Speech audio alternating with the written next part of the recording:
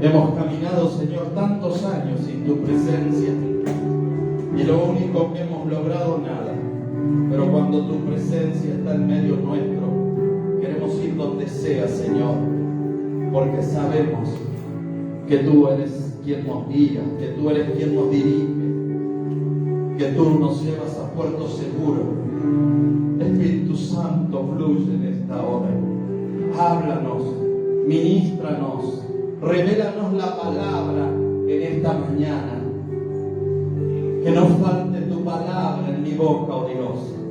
Y que hoy, Señor, tú traigas esa transformación divina a nuestros corazones y a nuestras vidas. Necesitamos de ti. Tenemos sed de Dios vivo. Tenemos sed de tu palabra. Tenemos sed de tu dirección. Tenemos sed de tu guía. Espíritu de Dios, fluye en esta mañana en cada uno de nosotros y revélanos la palabra. En el nombre de Jesús el Señor. Amén. Amén. Y amén. Bendito sea el Señor. Dele fuertes palmas. Aquel que vive y reina por los siglos de los siglos. Aquel que nos ama tanto que dio su vida en sacrificio por cada uno de nosotros. A Él sea la gloria, a Él sea la honra, la alabanza y el poder de un pueblo agradecido delante de su presencia. Aleluya. Oh.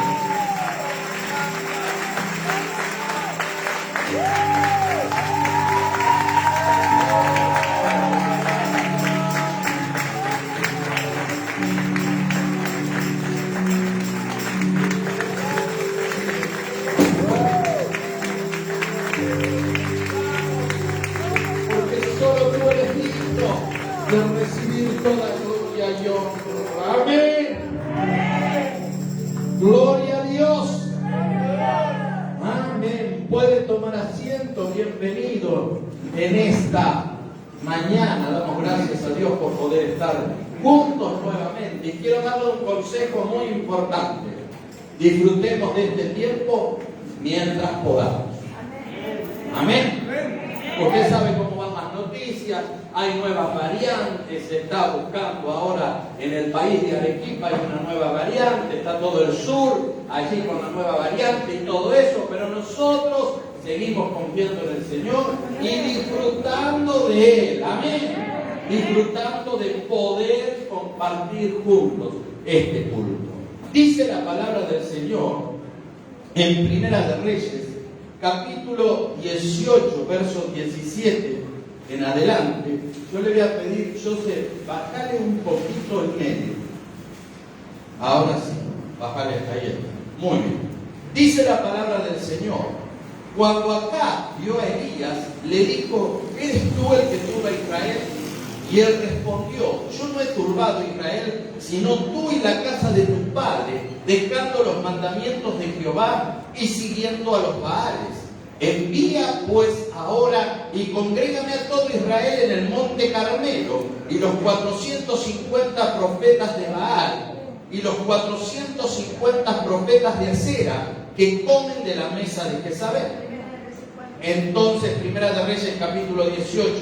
Ahora voy por el verso 20. Entonces Acab convocó a todos los hijos de Israel y reunió a los profetas en el monte Carmelo. Y acercándose Elías a todo el pueblo dijo: ¿hasta cuándo claudicaréis vosotros entre dos pensamientos?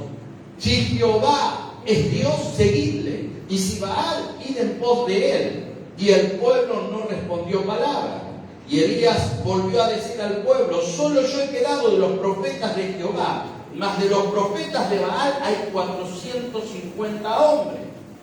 Désenos pues 2 bueyes y escojan ellos uno, y córtenlo en pedazos y pónganlo sobre leña, pero no pongan fuego debajo. Y yo prepararé el otro buey y lo pondré sobre leña, y ningún fuego pondré debajo. Invocad luego vosotros el nombre de vuestros dioses, y yo invocaré el nombre de Jehová. Y el Dios que respondiere por medio de fuego, ese sea Dios. Y todo el pueblo respondió diciendo: bien dicho. Entonces Elías dijo a los profetas de Baal: escogeos un buey y preparadlo vosotros primero, pues que sois los más. e invocad el nombre de vuestros dioses, mas no pongáis fuego debajo. Y ellos tomaron el buey que les fue dado y lo prepararon e invocaron el nombre de Baal desde la mañana hasta el mediodía, diciendo: Baal, respóndenos. Pero no había voz, ni quien respondiese. Entre tanto, ellos andaban saltando cerca del altar que había hecho, y aconteció al mediodía que Elías se burlaba de ellos, diciendo: gritad en alta voz, porque Dios, ¿por qué Dios es? Quizás está meditando, tiene algún trabajo, o va de camino, tal vez duerme, y hay que despertarle. Y ellos clamaban a grandes voces, y se sacaban con cuchillos y con lancetas, conforme a sus costumbres, hasta chorrear la sangre sobre ellos. Pasó el mediodía y ellos siguieron gritando frenéticamente hasta la hora de ofrecerse el sacrificio, pero no hubo ninguna voz, ni quien respondiese ni escuchase. Entonces dijo Elías a todo el pueblo: acercaos a mí. Y todo el pueblo se acercó, y él arregló el altar de Jehová que estaba arruinado. Diga conmigo: arregló el altar de Jehová que estaba arruinado. Amén. Hasta ahí la palabra del Señor. ¿Sabe que una de las cosas que más estamos sufriendo en estos tiempos es que el altar de Dios está arruinado? Antiguamente cantábamos un coro que decía: en el altar de Dios el fuego está encendido y nadie lo podrá apagar. Pero en estos tiempos el altar de Jehová está arruinado. Anoche el Señor me mostró en sueño algo tremendo que va a acontecer. Y lo que Él me mostraba es que yo estaba en un lugar y de pronto estaba trabajando en la obra, pero de pronto me iba a mi casa, y cuando llegaba a mi casa, allí me estaba esperando la pastora y me mostraba una caja rectangular de este tamaño, y ella me decía: todo lo que tenemos para comer es esto. Y dentro de esa caja había bolsas de legumbres, bolsitas de kilo de legumbres, había vegetales como congelados, ¿no? Pero era pequeña la caja. Y yo le decía: bueno, habrá que comer, pero teníamos en casa mucha gente para comer, ¿no? Y ahí estábamos, y de pronto el Señor me lleva a otro lugar, y en el otro lugar veo un bus. ¿Vio esos buses grandes que andan por ahí? Es un bus grande lleno de vendedores ambulantes. Muchos de ellos vendían como gelatina, diferentes tipos. Y había una turba de gente esperando ese bus. Y cuando el bus llegaba, lo apedreaban, lo paraban, lo quemaban. Y la gente, cuando bajaba, lo que sucedía es que le robaban. Y aquellos vendedores ambulantes decían: por favor, rogaban que no le robasen, porque era lo único que tenían para vivir, lo único que tenían para comer. Pero esta gente se burlaba y le robaba y quemaban ese bus. Y allí me lleva a otro lugar donde encuentro policías armados, pero con el torso descubierto, solo pantalones, pero el torso descubierto, y con el arma en la mano, y turba de gente que iba a atacarlos. Y cuando los iba a atacar, ellos sacaban la placa y decían: somos policías, esperen. Pero la gente no hacía caso. Lo que hacían era ir en contra de ellos para matarlos. De ese lugar me lleva a otro lugar en el cual yo voy con una persona, como si fuéramos buscando a dónde conseguir alimentos, pero no había. No había por ningún lado, al punto que llegamos a un lugar donde había grandes, pequeños, niños, ancianos, un sinfín de gente, gracias hija, un sinfín de gente allí reunida, los niños jugando a la pelota, pero todos tenían dinero en su mano, pero todos decían: no hay que comprar, no hay dónde comprar, ni qué comprar. Entonces escuché una voz de una mujer que dice: estamos peor que Venezuela. Y yo me doy vuelta porque estaba de espalda y la miro y me dice: sí, pero nosotros no somos Venezuela y nunca antes hemos estado como estamos ahora. En todo esto, lo que veía yo era la desesperación de las personas por alimento y por comprar, pero no había dónde. Y el grado de violencia que había en todo esto, mi corazón enardecía dentro mío porque veía tanta necesidad y tanto dolor y sufrimiento. Y las personas estaban allí que no sabían para dónde ir o qué hacer. Pero el grado de violencia había llegado a un punto extremo, donde no se respetaba a nadie, sino que por el contrario, estaban los unos en contra de los otros. No había una unión, nada.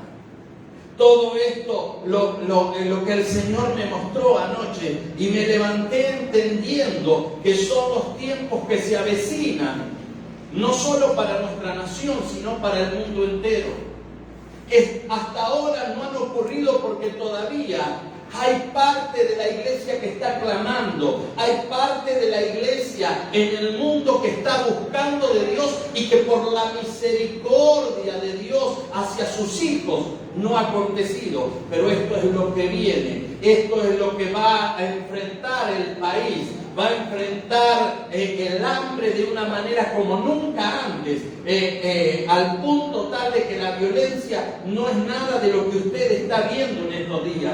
Porque usted me puede decir, pero pastor, la violencia que vemos en estos días, no. La violencia que vi en ese sueño no era nada comparada con la violencia que vemos en estos días.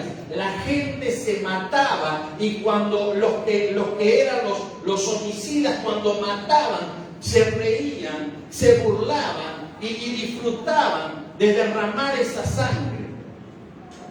Es tiempo de que la iglesia entienda que Cristo viene. Es tiempo de que comprendamos que el Señor está a la puerta y que su venida es inminente. Y que su venida está muy, pero muy cerca. Por lo tanto, es necesario velar, es necesario buscar a Dios mientras pueda ser hallado, porque vienen tiempos donde muchos querrán buscar a Dios, pero no podrán hallarlo, porque el Señor ya levantó a su iglesia, el Señor sacó a su iglesia del medio de un mundo perverso que va camino a la destrucción. Muchos han jugado con el Evangelio, muchos han jugado con Dios. Gente que no entiende que en estos tiempos son tiempos tan difíciles y adversos que no sabemos nuestro próximo tiempo, nuestros próximos minutos, nuestras próximas horas, días, semanas o meses. Una persona que hoy está bien y que mañana se encuentra internada a punto de morir, y que muchos están pasando a la eternidad sin Cristo, y que la iglesia y los hijos de Dios no están haciendo nada. Mire, cada vez que me llaman y me dicen que ore por alguien que esté internado, mi corazón se desespera, porque digo, no hay alguien que le pueda alcanzar la palabra para que no se pierda. Días atrás alguien me llamó y me estaba diciendo de una situación de una persona que estaba muriendo ya, y dice, voy a ver si me dejan pasar para que acepte a Cristo. Y gloria a Dios, porque pudo pasar y aceptó a Cristo esta persona y partió con el Señor. Le arrebatamos un alma al infierno, y esa alma está descansando en la gloria eterna, esperando la manifestación de Cristo levantando a su iglesia. No entienden muchos, están caminando en una cornisa que no saben el tiempo, la hora y el momento. Nadie sabe cuánto tiempo vamos a vivir. Antes usted decía, yo puedo hacer un programa de aquí meses, o el próximo año voy a hacer tal o cual cosa, y lo único que logramos es que no sabemos si mañana vamos a estar vivos. Y el altar de Dios está arruinado. En el altar de Dios no hay fuego. Y si en el altar de Dios no hay fuego, es una iglesia que tiene nombre de que vive, pero que está muerta. Es una iglesia que está caminando como los vivos muertos o como la mejor película de zombies, pero no produce nada. En aquellos tiempos el profeta Elías estaba caminando en medio de una nación que en vez de adorar a Dios se volvieron a dioses paganos. Hoy la iglesia se ha vuelto a dioses paganos. Hoy la iglesia ha mezclado la santidad y la pureza, la mezcló con la carnalidad y lo natural. Hoy para muchos el evangelio es simplemente una religión de poder acallar mi conciencia, de congregar en algún momento o de estar en un servicio online, y en el servicio online dice, bueno, ya cumplí con Dios. Y vivimos bajo la religiosidad, y esa religiosidad lo único que está haciendo es llevando las almas a la perdición eterna. Mire, yo le haría una pregunta, o le voy a hacer una pregunta en esta mañana. Dígame usted, ¿cuántos de sus familiares usted sabe que si mueren en estos momentos se van sin Cristo? ¿Tienen familiares? Levante la mano. Ahora dígame, ¿qué hace usted para que ellos no se pierdan eternamente?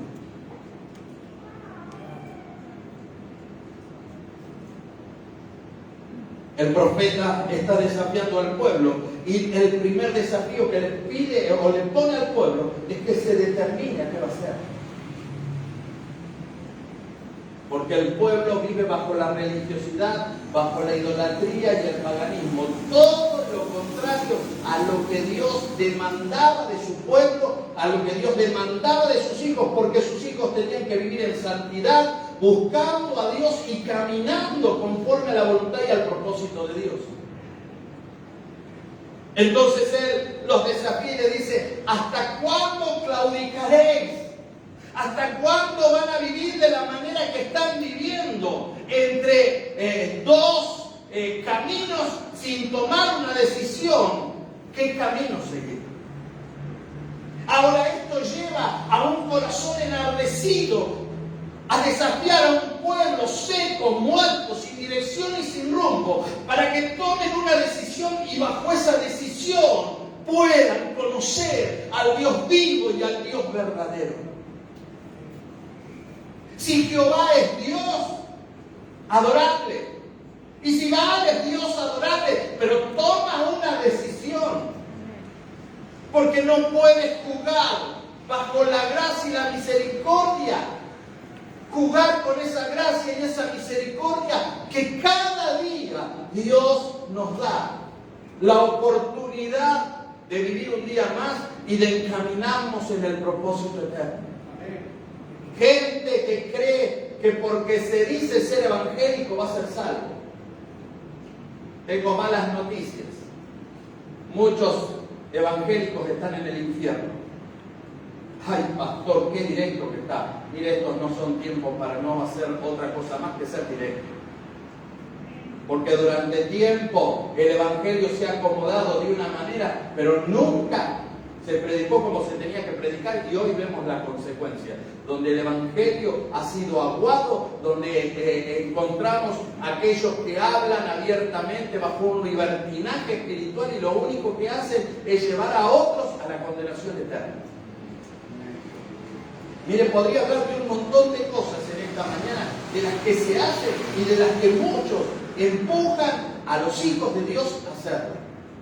Yo ayer compartía en el devocional acerca de la profecía de David Wilkerson con respecto a Perú, y donde la encontró, le pidió al Espíritu Santo y le dijo, ¿dónde está Perú en la Biblia? Y el Señor lo llevó y la comparó a Perú, nuestra nación la comparó con la iglesia de Pérgamo. Una iglesia que lamentablemente vivía bajo la doctrina, permitía la doctrina de Balaam, que enseñaba a hacer caer al pueblo de Dios. ¿Y cuántos hoy están haciendo caer al pueblo de Dios? Engañando a nuestros jóvenes con ideologías que no tienen nada que ver con Dios ni con su palabra. Engañando a nuestros jóvenes y llevándolos a que tomen decisiones que Dios no permite.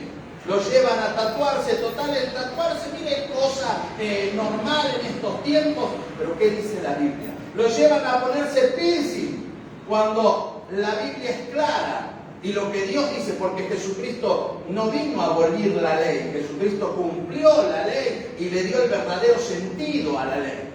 ¿Pero qué dice? Que no hay que horadar, agujerear el cuerpo.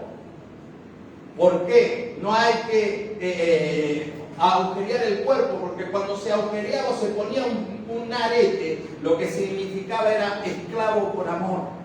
Y hoy nuestros jóvenes caminan bajo la esclavitud del pecado y por amor lo hacen. ¿Por qué? Porque lo están haciendo. Y usted me va a decir a mí, pastor, no sean tan extremistas, porque cuando uno habla de estas cosas es extremista.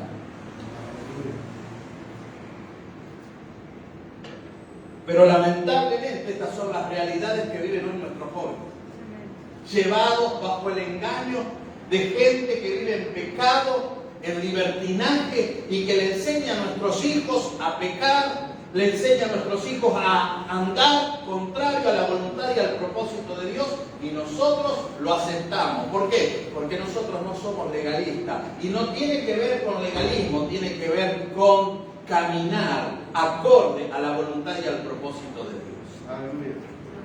Amén. Amén. Bendito sea el Señor. Una de las cosas que acá está haciendo o está acusando a Elías es de que Elías turbaba a Israel. ¿Por qué Elías turbaba a Israel? Porque Elías era un profeta de Dios, era un hombre de Dios que operaba bajo el fuego de Dios, y cuando él hablaba, el poder de Dios se manifestaba. Por lo tanto, acá le dice, tú eres el que turba a Israel. ¿Por qué Elías turbaba a Israel? Simplemente porque mientras que Elías estaba caminando, no le permitía al pueblo pecar libremente. Cuando hay un hombre de Dios parado en un hogar, en una familia, en una empresa, ese hombre de Dios, su sola presencia hace que los demás no puedan pecar libremente. Y por eso es que se levantan contra su vida, y por eso es que están atacándolo constantemente, porque saben que en él opera el poder de Dios, y que la mirada de aquel hombre o aquella mujer es la mirada de Jesucristo, que los está confrontando con su mismo pecado. Pero cuando no pasa nada de esto, ahí tenemos que dudar cómo estamos caminando. Es hora de que la iglesia entienda, de que tomemos nuestro lugar, de que seamos esa sal de la tierra, la que cuida de que no se corrompan las cosas. Bendito sea el Señor. La que está cuidando que no suceda nada raro, sino que está allí levantándose en contra del pecado y de Satanás, no en contra de las personas, sino en contra del pecado y de Satanás. Porque nuestra lucha no es contra carne ni sangre, sino contra potestades y principados que habitan en las regiones celestes. Tu lucha no es con tu hermano, no es con tu vecino, no es con tu pastor, no es con tu líder. Tu lucha es contra el mismo infierno que está buscando la manera de destruirte y de arruinarte para que no alcances salvación ni vida eterna. Bendito sea el Señor. Él le dice, eres tú el que turba a Israel. Y Elías le dice, no soy yo el que turba a Israel. El que turba a Israel eres tú y la casa de tu padre, que pecan continuamente y llevan al pueblo de Dios a pecar. Es muy interesante en estos tiempos entender de que necesitamos volver a la palabra de Dios. Hace tiempo atrás hablábamos de Estados Unidos, que había sacado la palabra de Dios de sus escuelas, y esos son los resultados. Hoy Estados Unidos comparado con la iglesia de la Odisea, que tiene nombre de que vive pero está muerto, que se cree rico pero es pobre, desventurado, miserable, porque pueden tener todas las comodidades Y no estoy predicando en contra del pueblo, sino que estoy predicando en contra del pecado que ha llevado a una nación y a un pueblo a creer que lo tienen todo, pero que muchos están caminando segundo a segundo, milésima y milésima de segundo, están caminando hacia la condenación eterna, están caminando hacia el infierno eterno. Santo Dios, necesitamos volvernos a la palabra de Dios, porque cuando nos volvemos a la palabra de Dios, tenemos promesas de Dios para nuestras vidas, tenemos promesas de Él específicamente. Capítulo 28, verso 23 y 24 de Deuteronomio dice: y los cielos que están sobre tu cabeza serán de bronce, y la tierra que está debajo de ti de hierro. Dará Jehová por lluvia a tu tierra polvo y ceniza de los cielos. Descenderán sobre ti hasta que perezca. Una de las cosas que cuando el pueblo de Dios anda contrario a la voluntad de Dios, la bendición de Dios cesa sobre la vida de los hijos de Dios. Quizás usted dice: pero pastor, a mí me va bárbaro, estoy bien, tengo un buen trabajo, me pagan a tiempo, disfruto de todo lo que quiero, vivo, como dijo el profeta Ricky Martin, la vida loca, y todo está chévere. Déjeme decirle algo: la bendición de Jehová es la que enriquece y no añade tristeza con ella. Cuando el pueblo de Dios deja a Dios de lado, lo que empieza a suceder es que los cielos se cierran y que la tierra se llega a ser como hierro, porque todo lo que tú puedes llegar a plantar no puedes producir.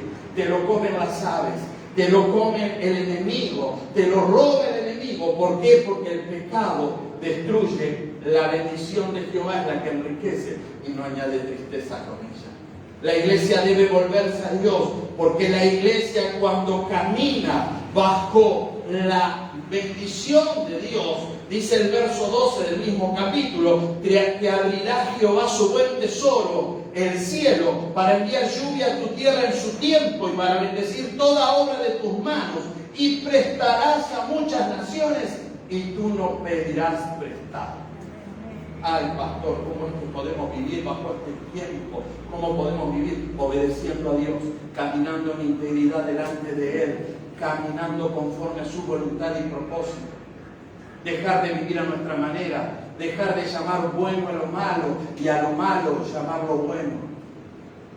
Empezar a encaminarnos bajo esa dirección divina. Porque lo que Dios hoy está buscando de su pueblo es que su pueblo tome una determinación firme de vivir en santidad delante de Él. Porque sin santidad nadie verá al Señor. Mire, cuando Cristo levante su iglesia, déjeme decirle que el sueño que el Señor me mostró anoche, cuando yo empecé a ver toda esa situación, usted no se puede llegar a imaginar el grado de violencia que va a haber en la tierra, porque cada uno va a estar luchando por sí mismo y cada uno va a estar buscando su bienestar. Pero a veces creemos que esto es un asunto de cuento, de fábula. Pero en realidad va a ser triste para aquel que se quede sin Cristo. Él le lleva, el profeta Elías, lleva al pueblo a tomar una decisión firme, a dejar de vivir a medias, a dejar de vivir entre dos caminos. Jesús mismo dijo que no se puede servir a dos señores, porque amarás a uno y aborrecerás al otro. No se puede servir al dinero y a Dios. Pero sí, cuando yo sirvo a Dios, la bendición viene sobre mi vida, porque dice: mas buscad primeramente el reino de Dios y su justicia, y las demás cosas que van a suceder. ¿Van a ser qué?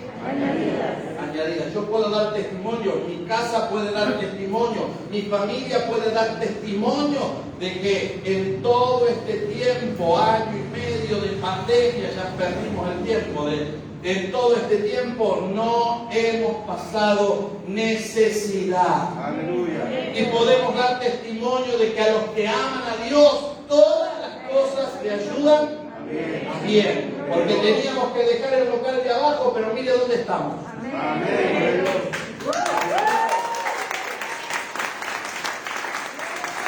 Firmamos un contrato de casa el contrato de arrendamiento de casa era un contrato que se vencía el 31 de junio o de julio, y en ese contrato, cuando firmamos, decía que el contrato no era renovable. Se firmó ante notario, se hizo todo como se tenía que hacer, pero en este mes hemos renovado el contrato de la casa por 6 meses más. A los que aman a Dios, todas las cosas le ayudan a Dios. Cuando usted camina bajo la dirección de Dios, lo que usted va a ver es la mano poderosa de Dios bendiciendo, ordenando, dirigiendo y llevándolo hacia el propósito eterno que Él tiene. Quizás usted está esperando la mejor parte, cuando acá hace descender fuego. No voy a hablar cuando acá hace descender fuego, porque en esta mañana el mensaje es que tenemos que restaurar el altar de Dios, la comunión con Dios día a día. En esta mañana el mensaje es que usted y yo tenemos que sacarle el polvo al altar, ordenar la leña y poner el sacrificio de alabanza delante de su presencia, para que el fuego del santo descienda y el altar arda bajo ese fuego, porque un altar que arde bajo el fuego del Espíritu Santo es un altar que no solo va a ver la gloria de Dios, sino que la va a manifestar en todo tiempo, en todo lugar, a toda hora. ¡Oh, Masaya, aleluya! Él hizo la convocatoria. Hoy hicimos una convocatoria para que usted viniera, porque este día es el día de encender el fuego de Dios en tu corazón. Los pentecostales dejamos de ser pentecostales. Ya no hablamos en lengua, ya no adoramos con libertad. Ahora estamos estructurados. Ahora caminamos bajo la estructura de la religiosidad, bajo la estructura de la religión, pero no caminamos bajo la libertad del Espíritu Santo de Dios. Antes cantábamos: lo que el Espíritu diga, eso se hará, y dejábamos que el Espíritu hiciera lo que quisiera. Hoy decimos: Espíritu, one moment please.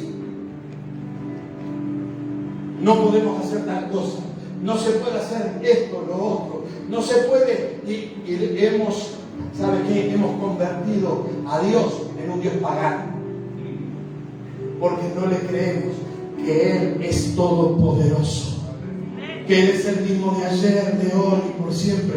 Él no cambia, Él no se muda, Él no desvaría, Él es el mismo. Él no es hombre ni hijo de hombre para mentir. Lo que Él dice, Él lo hará. Santo.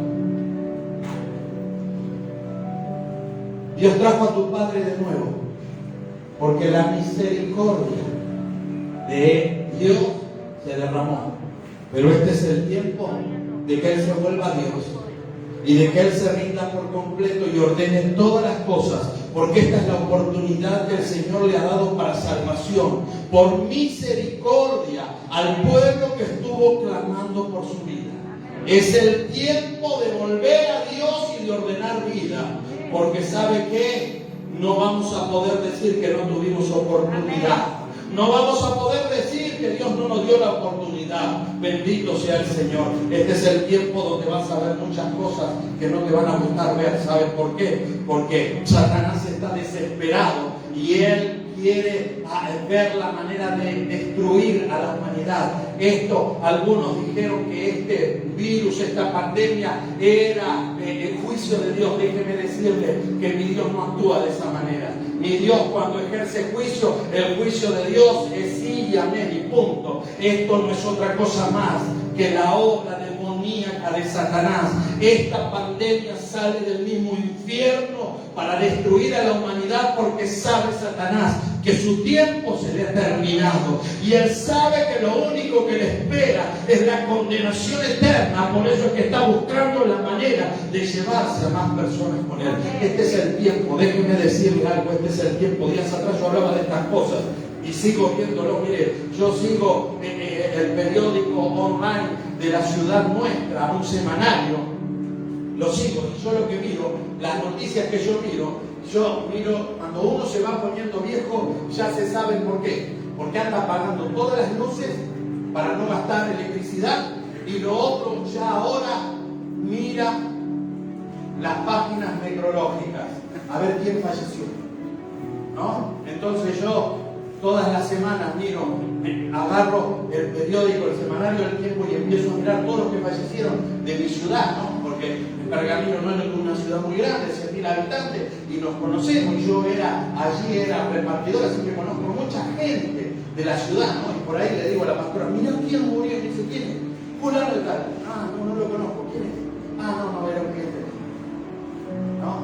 Pero ¿sabe qué? Una de las cosas que me pasa en estos tiempos, que me produce un dolor muy fuerte, es cuando yo empiezo a leer la necrológica y dice, falleció fulano de tal, viudo o de tal, o cuando dice, falleció fulano de tal, su compañera, sus hijos, ¿no? Estábamos viendo en esta semana gente de 40, 43, 47, 50, 55, 57, 53. Mire, todos los que están falleciendo, toda gente joven. Por ahí yo tengo una amiga que va a decir, no son tan jóvenes, papá. Uy, la que me parece. Ya después de los 40 son viejos para ella, ¿no? Entonces yo cuando ella dice, ay, papá, ya estás viejo, yo la miro y digo, bueno, pero ¿sabe qué? Me produce dolor cuando dice su compañera, su compañero. ¿Sabe lo que significa eso? Que son personas que no se casaron. Y usted dirá, pastor, qué gana de jorobarnos la vida con esto de que no se casaron. Lo escucho como devocionales. Ahora tenemos un culto que nos tenemos que gozar y alegrar, y viene a hablar de estas cosas también. ¿Sabe por qué? Porque esas almas pierden la salvación. Porque si están, son compañeros, no se casaron, no hicieron como debían hacer, lo que está sucediendo es que delante de Dios están en pecado, fornicación o adulterio. Entonces mi corazón arde por estas personas y digo, Señor, ¿cómo hacer para que llegarles con el Evangelio y que ordenen su vida? Estos son tiempos donde la iglesia se tiene que levantar. ¿No sabe? ¿O se escucha solo? Muy bajo, dicen que se escucha. Ok, muy bien, ¿ahí me escucha bien? Ok, está bien. Entonces uno lo que dice es cómo hacer. Es que la iglesia se terminó, la iglesia que ustedes conocían. La iglesia que ustedes conocían, ¿quién predicaba? ¿Quién predicaba? Están todos mudos. Escúchenme. Tengo más de 1 año y medio predicándole a una cámara y la miro a la cámara y nadie me dice gloria a Dios, amén. Y yo le predico con toda. Hoy, por lo menos hoy, tiene el privilegio de decir quién predica. La iglesia que nosotros conocemos, el que predica, ¿quién es? El pastor. Ay, sí, Jesús, un poco más le tengo que decir yo, el pastor. Un poco más que voy, me acerco, el pastor, ¿no? Pero se terminó esa iglesia, donde el pastor era el predicador, donde el pastor era el pintor, donde el pastor era el de limpieza, el de maestranza, el auxiliar, el pastor era todo. No sabe tocar el teclado, pero en cualquier momento, cuidado, ¿no? Pero el pastor se terminó. Ahora somos todos. Amén. ¿Cuántos son? ¿Cuántos tienen a Cristo en su corazón? Amén. Levante la mano, no tenga vergüenza. Vergüenza robar y no llevarla a la casa, decía mi abuelita, y no era bueno eso, ¿no? El mensaje, el evangelio, ahora lo tenemos que predicar todos. Amén. Sí, dígame bien, porque el Señor te llamó a predicar su palabra. El Señor te llamó a que predique su palabra, a tiempo y fuera de tiempo, en todo momento, en todo lugar.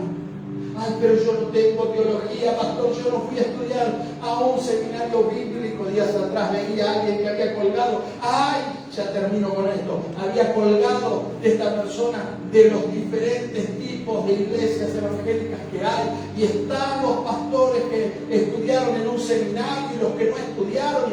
Y a los que no estudiaron en un seminario los ponía como que, viste, eran lo último. Yo estudié en un seminario. Y quiero decirle que estudiar en un seminario lo único que le enseña es a que usted tiene que seguir estudiando toda la vida.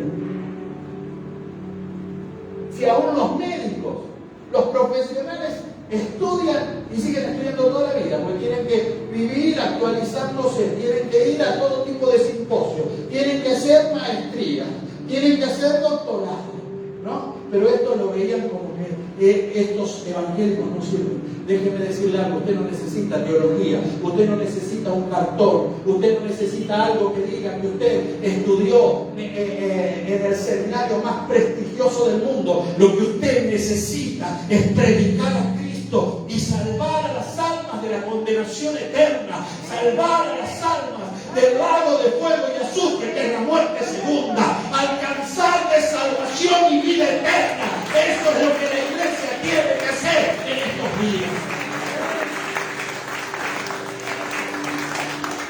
¿Le predicaste a alguno de tus compañeros? Los compañeros en el nido no le hablaste cuando ibas al nido. No le hablaste a nadie. Ya, te la perdí. Pero yo sé que vos le hablaste a alguien. Porque vos llevabas a las casas de impacto de niños, llevabas muchas amiguitas, ¿no? Ahí le predicaste. Vos te creías que no agarraste el micrófono como el pastor, pero ahí le predicaste. Los niños predican con mayor facilidad que los adultos. Los adultos damos vuelta para decirle a una persona: Cristo te ama, Él quiere limpiarte, Él quiere transformarte y Él quiere darte vida eterna, vida abundante. Pero necesitamos en esta mañana desempolvar el altar de Dios. Necesitamos desempolvar y ordenar piedra por piedra. Cristo es la roca. Tenemos que ordenar piedra por piedra, levantar ese altar y poner allí ese leño. No importa si el leño está verde. Ay, le voy a cambiar ahora. Cuando sabe que cuando el leño está verde, ¿qué hace? Usted prende fuego y ¿qué hace? Humea. No importa que el leño esté verde. ¿Sabe por qué? Porque cuando el fuego de Dios descienda sobre ese leño verde, lo que va a suceder en ese leño verde es que va a arder bajo el fuego del Espíritu Santo. Y ese leño verde se va a convertir en el leño que está quemando el sacrificio para que suba delante de la presencia del Señor como olor grato. Aleluya. Bendito sea el Señor. Póngase en pie, iglesia. Póngase en pie, bendito sea el Señor. ¿Cuántos en esta mañana tienen que, en este mediodía, tienen que arreglar el altar de Dios? Levante su mano. Si usted tiene que arreglar el altar de Dios. Y comienza a orar. Comienza a pedirle perdón al Señor. Pídale que limpie su corazón, que limpie su vida, que limpie su ser. Dígale: Señor, límpiame, lávame con tu sangre preciosa, purifícame, santifícame. Señor, perdóname porque me aparté de ti, porque te dejé, porque me olvidé de tus preceptos, me olvidé de tu palabra, me olvidé, Señor, de todo lo que te había prometido, pero tú no te olvidas nada. Y este día, Señor, yo me estoy arrepintiendo y pidiendo que esa misericordia me envuelva y que esa sangre preciosa sea derramada desde la cabeza a la planta de mis pies, y desde la planta de mis pies suba nuevamente a mi cabeza y me limpies completamente, Señor. Yo quiero alcanzar y lograr todo el propósito eterno que tú tienes para conmigo. Yo quiero volver a soñar, Señor. Yo quiero quiero volver, oh Dios, a encaminarme en todo aquello que tú me prometiste. Quiero volver a soñar, Señor, sirviéndote, extendiendo tu reino hasta lo último de la tierra, alcanzando ese propósito eterno. Espíritu Santo de Dios, ven en esta mañana. Ven, Espíritu Santo, y lléname desde la cabeza a la planta de los pies. Aviva, oh Dios, aviva ese fuego en mi corazón, Señor, y arde en mi vida, porque hoy más que nunca reconozco que te necesito, que necesito volverme a ti, que necesito que ese fuego arda en mi corazón, no pasar. Espíritu Santo, fluye en esta mañana. Vamos, dígale al Señor, pídale con sus propias palabras. Usted no necesita ser dirigido por una oración por mí, usted necesita hablarle con su corazón, porque Él está esperando que le hables con tu corazón. Aleluya. Adora y ama, Padre, ama, Padre. Espíritu Santo, ven, Espíritu de Dios, ven, Espíritu Santo, limpia, purifica. Padre, hay personas que creen que tú no los puedes perdonar. Hay personas, Dios eterno, que en esta mañana están pensando, no hay para mí esperanza, pero en esta mañana los trajiste porque hay una esperanza divina sobre ellos, esa esperanza que viene del cielo, esa esperanza que comienza a arder en tu corazón como nunca antes, esa esperanza que hace que ese fuego arda y que entiendas que Él te ama, Él te ama, Él te ama, Él te ama, Él te ama. Aleluya.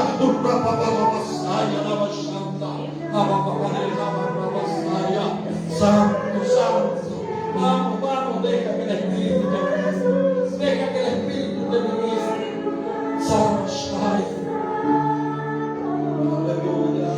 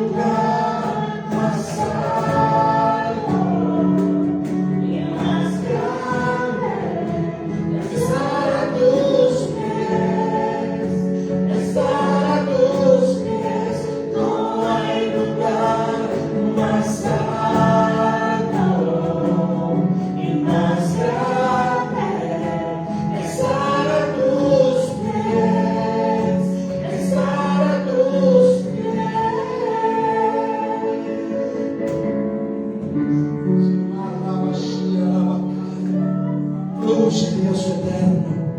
Si siente allí un momentito, si siente el deseo de postrarse, arrodillarse delante de la presencia de Dios, hágalo en libertad en esta mañana. Deje que el Espíritu le ministre y que Él haga todo lo que quiera hacer con su vida. Deje que el Espíritu arda en su corazón y que el altar de Dios arda, arda.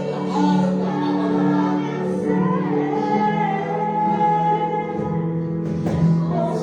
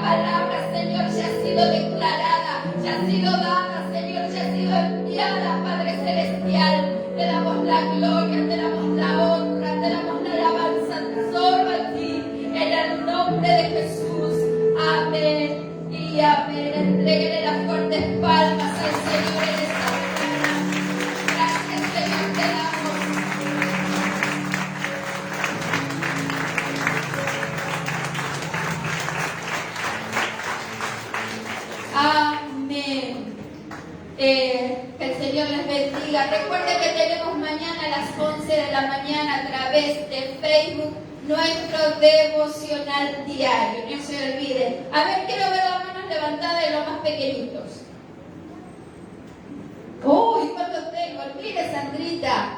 Mira, Mari, que por ahí andan. ¿Cuántos tenemos hoy? Así que en esta tarde queremos saber todas esas manos levantadas, conectadas al Impacto Kids, ¿sí? Que a las 4 de la tarde está saliendo por Facebook Live y todos los pequeñitos que tenemos conectados a través del vivo, ¿sí? Muy bien. Saben que también tenemos un desafío. Ha empezado un voluntariado que se llama Juntos Podemos, ¿sí? El primer desafío que hay en el día de mañana se va a ir a las afueras del Hospital del Niño, donde hay muchas carpas con papás que están allí esperando el diagnóstico o algún resultado, ¿sí?, de sus niños. Así que en el día de mañana se va a estar llevando frazadas, se va a estar llevando algo caliente para ellos y también se va a estar orando por las necesidades y predicando la palabra de Dios.